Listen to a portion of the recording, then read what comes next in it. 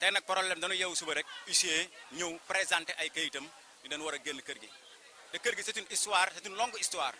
parce que booy xool waa Paal yi ñoom neen ñoon ko moom te Mame Ngor moom kër gi bi mu ñëwee waa Paal yi bi ñu ñëwee dañ ni ñoom dañu bëgg foo xamante nii daan fa mën a def tabax pour mën a jege jàkka ji bi ñu ñëwee Mame Ngor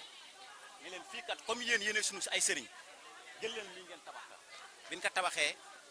ba yàlla def ñoom ñaar ñëpp génn àdduna sët yi ne fi bi ñu demee benn jour ñu ñëw fii ni dañuy dem procès bi ñu demee procès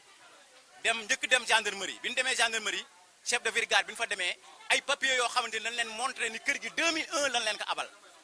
2001 bi ñu montré Mame Ngor kër gi bi mu fayee ndox en 1948 pour chef de brigade daf ne ko génn leen sama bureau ñu génn dem procès bi ñu demee procès gars yi bi ñu ñëwee ñu répété la même chose ni 2001 lan ñu abal kër gi bi ñu dès 2001 ñu montré les papiers gars yi génnewaat këyit bi nga xamante ni 1948 ci la paa bi fayee ndox bi ñu demee gars yi procès tranché erreur bi ñu def nag mooy bi ñu paree avocat bi dafa retenir les papiers léegi nag bi ñu koy woo tey bi ñu ko woowee dañ ni dafa dem voyage mi ngi ñëw mais yu ñu ñëw ñoom dañu montré ay papiers te état xamul lu dul papier ñun nag dem nañ woo suñu avocat nee na mi ngi ñëw indaale këyit yi te ñoom dañ ni dafa am deuxième procès te deuxième procès pour nga tranché procès day fekk yow sa ñaari partie civile yëpp taxaw nga tranché mais dañ ni deuxième procès ba lañu gagné te deuxième procès amul benn procès moo am te ban demee benn procès dañ leen gagné ñoom bi leen gagné nag ñoom ñun leen léegi këyit yi avocat bi ci boppam ni këyit yi moom dana ko téye ba buñ ko mootalee xaalis bi ñu ko mootalee xaalis bi nag après ñu bàyyi ka këyit yi léegi nag ñun dem nañ suñu avocat pour ñu jox ñu remettre ñu les papiers bu ñu ñëwee daal leen ko montré comme état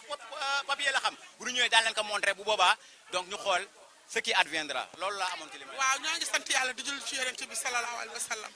di sant suñu ñaari waajur di sant kilifa kër gi tey lii nag day yan gu metti mu dal ci sunuy kaw te mu dal ci ay néew doole ndaxte néew doole weesuwul ngay jox la ndox nga sëq ka tey ba dëkk ci say doom màgg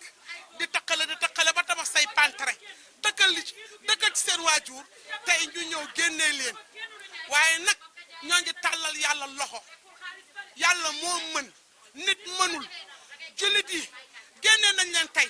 jullitu yàlla joxaan na leen kër nee leen dem ngeen dugg ca ba ñu régler problème yi sant nañu ñëpp gërëm nañu ñëpp waaye nag def ju ñaaw joo xam ne yàlla rek moo ñu mën a àtteeg ñoom bàyyi nañu nag lépp ci loxo kilifa yi bàyyi nañu lépp it ci loxo monsieur le maire bàyyi nañu lépp it ci loxo honorable député